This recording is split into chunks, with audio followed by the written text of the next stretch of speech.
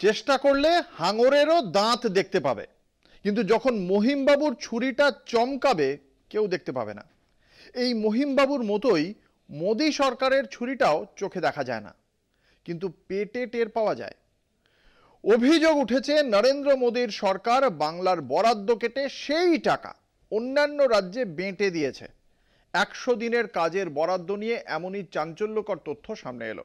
কেন কাটা হয়েছে বাংলার বরাদ্দ টাকা? কারণ নাকি দুর্নীতি। হ্যাঁ, দুর্নীতির অভিযোগে বাংলার বরাদ্দ বন্ধ।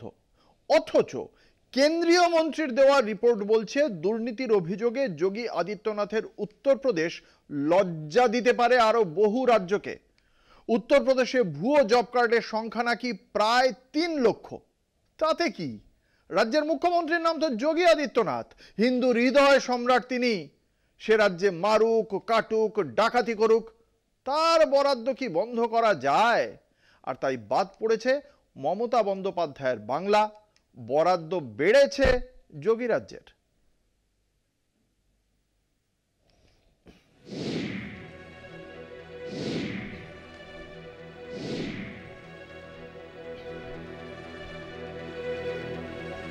বিভিন্ন সময় কেন্দ্রীয় সরকারের বিরুদ্ধে বারবার 100 দিনের কাজের বরাদ্দ বন্ধের অভিযোগ তুলেছে পশ্চিমবঙ্গ সরকার।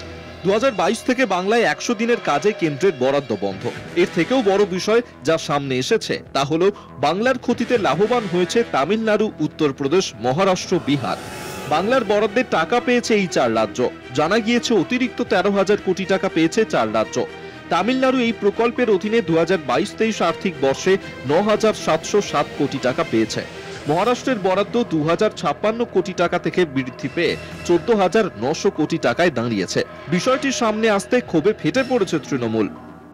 চরম ক্ষতি হচ্ছে বাংলার গরিব মানুষের, আর ক্ষতি হচ্ছে বিজেপির। এই মানুষ বিরোধী কাজ করার জন্য সামনের নির্বাচনে বিজেপি বাংলার থেকে মুছে যাবে। ভুয়ো জব কার্ড নিয়ে বাংলার সাংসদ দীপক অধিকারীর প্রশ্নের জবাবে সংসদে কেন্দ্রীয় গ্রাম উন্নয়ন মন্ত্রীর উত্তর, উত্তরপ্রদেশের ভুয়ো জব কার্ডের সংখ্যা 2,96,464। দুর্নীতি সত্ত্বেও 2023-এ এই বরাদ্দ বেড়েছে উত্তরপ্রদেশের। 8,510 কোটি টাকা থেকে বেড়ে 10,269 কোটি টাকা হয়েছে। অথচ সেই দুর্নীতির অভিযোগেই বাংলার বরাদ্দ বন্ধ করেছে কেন্দ্র।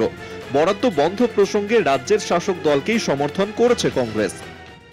আমার মনে হয় রাজ্য সরকারের উচিত অবিলম্বে এটা নিয়ে বড় আন্দোলন করা, এবং আমরা তো বলেছিলাম যে 100 দিনের টাকা কেন পাচ্ছেন না তাই নিয়ে শ্বেতপত্র প্রকাশ করুন, দিল্লিতে গিয়ে আন্দোলন করুন, সব দল আপনার পাশে থাকবে।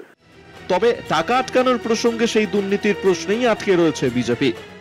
যেখানে যারা উন্নয়নের কাজের জন্য বরাদ্দ টাকা উন্নয়নে খরচা করা হচ্ছে, তোমার পেছনে খরচা করার জন্য টাকাটা নয়। এটা বাংলার মানুষকে বুঝতে হবে যে চুরি করেছে কারা, শাস্তি পাচ্ছি আমরা।